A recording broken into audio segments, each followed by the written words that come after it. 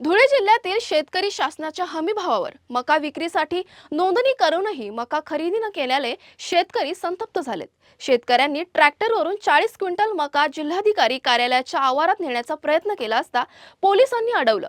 शासनाने देऊर येथील मोहन महाले आणि विजय देवरे यांची मका खरेदीसाठी 28 नोव्हेंबर रोजी नोंदणी केली होती। शासनाचे मका खरेदीचे प्रारंभिक उद्दिष्ट 1800 क्विंटल होते। नंतर 3800 क्विंटल करावं असं उद्दिष्ट ठेवण्यात आलं। मात्र शेतकऱ्यांची नोंदणी सुमारे 50,000 क्विंटल असूनही शासनाकडून मका खरेदी झाली नाही, ज्यामुळे शेतकऱ्यांना मोठं आर्थिक नुकसान झालं।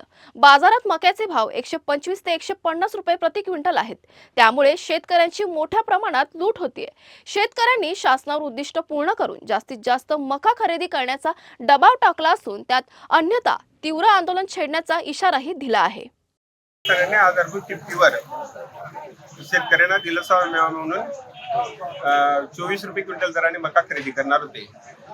त्या आशेने तालुक्यातील 1250 शेतकऱ्यांनी नोंदणी केली आणि त्यापैकी फक्त 140 शेतकऱ्यांचा मका खरेदी झाला।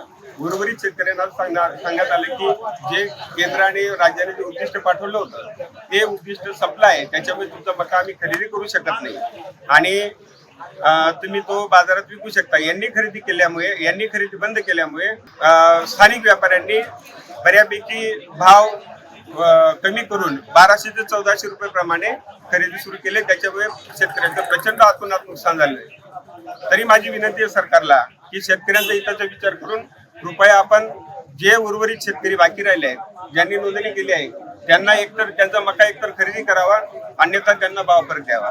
मी आज 3 तारखेला जिल्हाधिकारी यांना भेटून त्यांना त्याबाबत निवेदन प्रस्तुत केलेलं होतं। त्याच्यानंतर 12 तारखेला मी निवेदन दिलं, परंतु त्याच्यावर कुठलीही कारवाई न झाल्याने मी 12 तारखेच्या निवेदनात म्हटलं होतं की 20 तारखेपर्यंत जर माझा मका खरेदी नाही झाला किंवा इतर शेतकऱ्याचा मका खरेदी नाही झाला तर मी तुमच्या अंगात माझा काढलेला मका, मळणी केलेला मका मी तुमच्या दारात टाकणार आहे, सरकारचा निषेध म्हणून। तुर्तास वेळ झाली, इथेच थांबण्याची। नवीन बातम्या बघण्यासाठी पाहत राहा आवाज इंडिया मराठी, शोध सत्याचा।